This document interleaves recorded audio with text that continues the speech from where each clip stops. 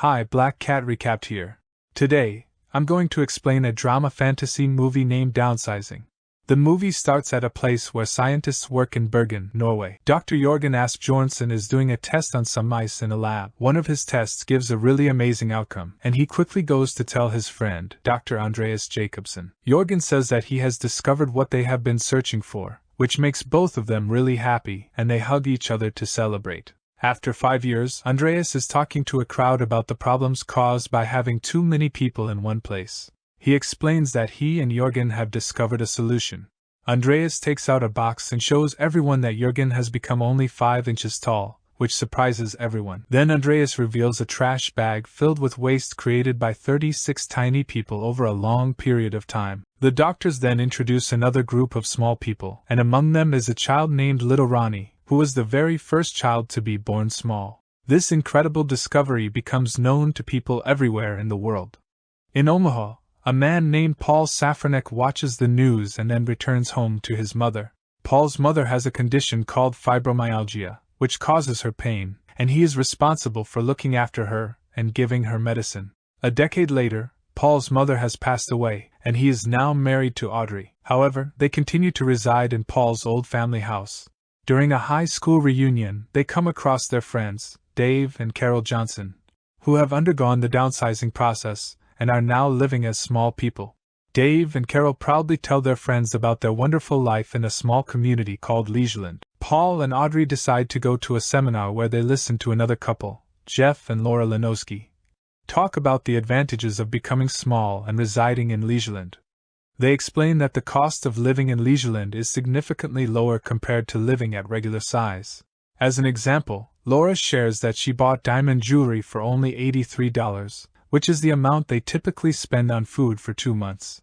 The audience becomes highly persuaded and enthusiastic about the idea of downsizing after hearing their story. The Safraneks receive a phone call saying that their request for a home loan has been denied. After thinking about it and talking to the people in charge at Leisureland, Paul and Audrey decide to become small-sized. Their friends throw them a party to celebrate their decision. Later, at a bar, a man starts getting angry because he thinks that small people get more benefits than normal-sized people, and he says they don't help the economy like everyone else. Paul's friend steps in and tells the man to stop, making him sit down by being scary.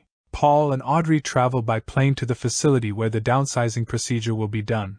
They undergo a series of questions to ensure they fully comprehend that downsizing is permanent and that there are potential risks, including the possibility of death. Despite this, Paul and Audrey seem to be okay with it and not worried.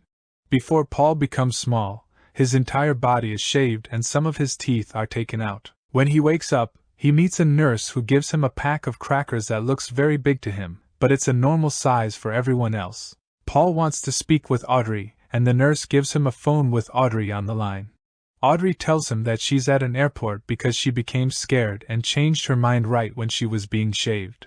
She says she wasn't prepared to leave her family, friends, and the life she knows behind. Paul gets really angry that she left him alone in that situation. Paul is brought to his new residence in Leisureland, but he feels very sad and lonely.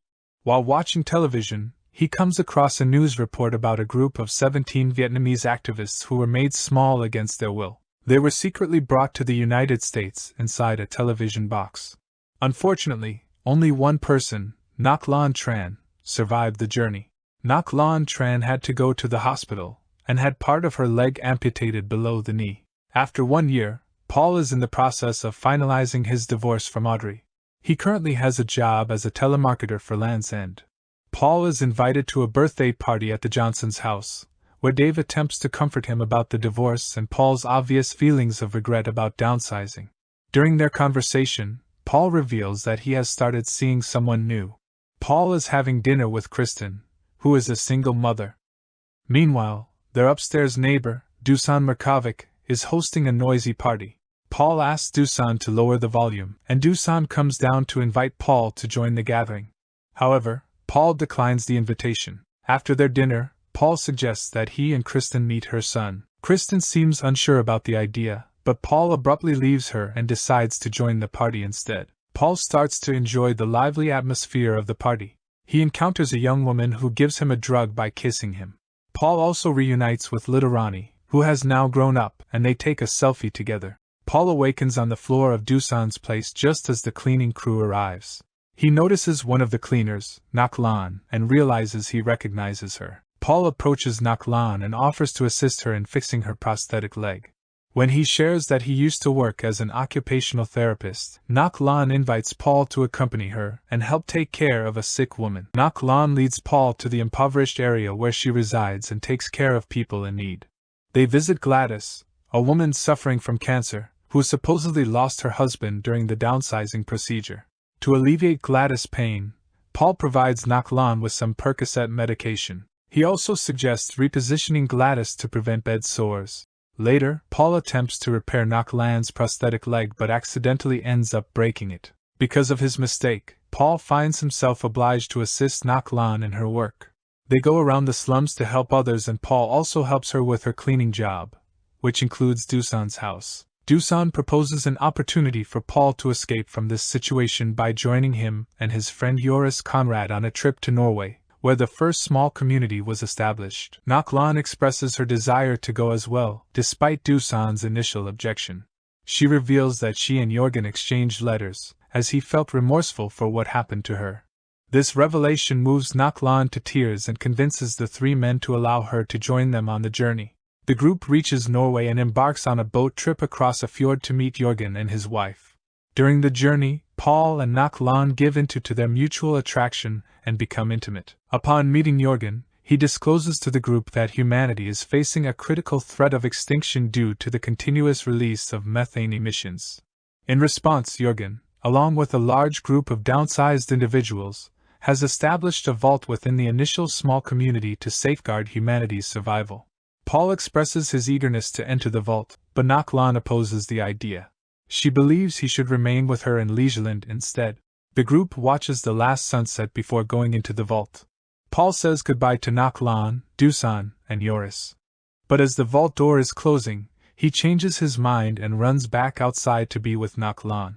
Paul goes back to Liegeland with Naklan and continues to help her in her work in the slums.